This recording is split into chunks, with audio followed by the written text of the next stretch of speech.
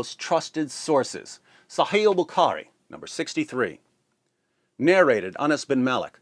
While we were sitting with the Prophet in the mosque, a man came riding on a camel.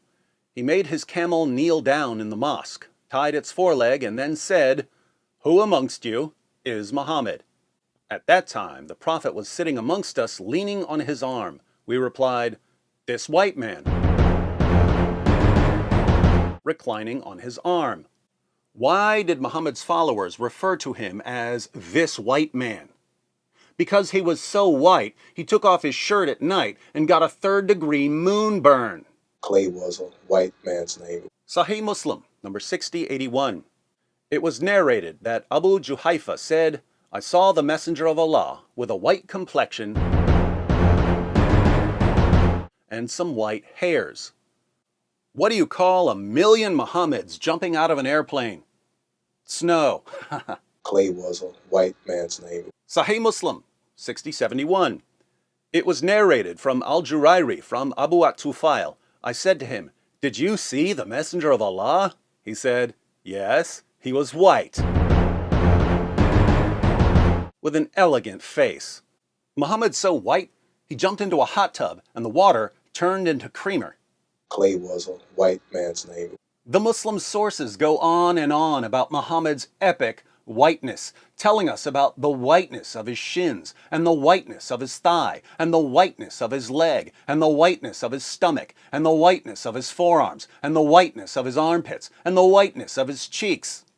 I hope everyone brought soup, because I just found the world's biggest cracker. We want to be called after names of our people. White people? Clay was a white man's name. Muhammad was a white man's name. He was the whitest prophet in history.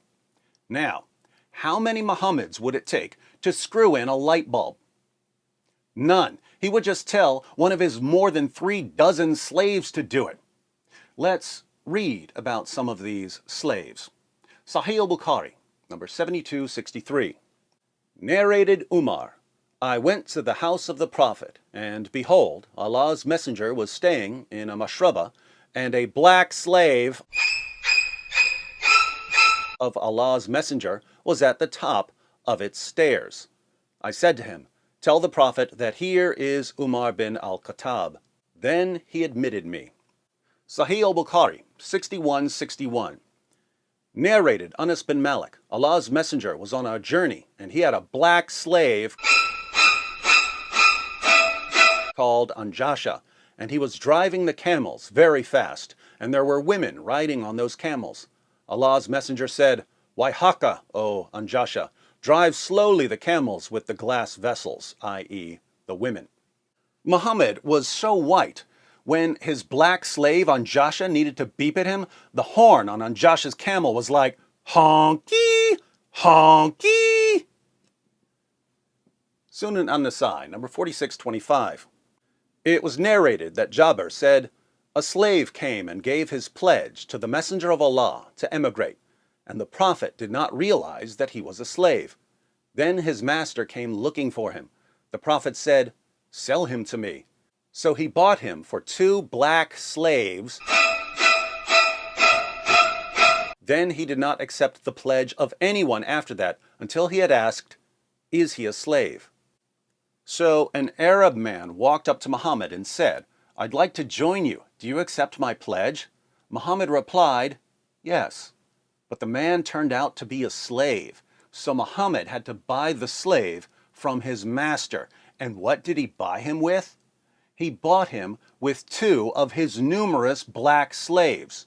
Apparently, black slaves were only half as valuable as Arab slaves. Of course, Muhammad didn't want to keep giving up his black slaves, so he decided to be more careful about taking the pledge. Notice, by the way, how black slaves are described in Islam's most trusted sources. Trading slaves is equivalent to trading animals. Here's one about a black slave who was shot to death while unloading Muhammad's luggage. Sunan an-Nasai, 3858. It was narrated that Abu Huraira said, "We were with the Messenger of Allah in the year of Khaybar, and we did not get any spoils of war except for wealth, goods, and clothes. Then a man from Banu ad-Dubayb, who was called Rifa bin Zayd, gave the Messenger of Allah a black slave who was called Midam. The Messenger of Allah set out for Wadi al-Qura. When we were in Wadi al-Qura, while Midam was unloading the luggage of the Messenger of Allah, an arrow came and killed him. The people said, "Congratulations, you will go to paradise." But the Messenger of Allah said, "No, by the one in whose hand is my soul, the cloak that he took from the spoils of war on the day of Khaybar is burning him with fire." So Midam, one of Muhammad's many black slaves, grabbed a cloak before the spoils were divided after the Battle of Khaybar, and that earned him a one-way trip to hell.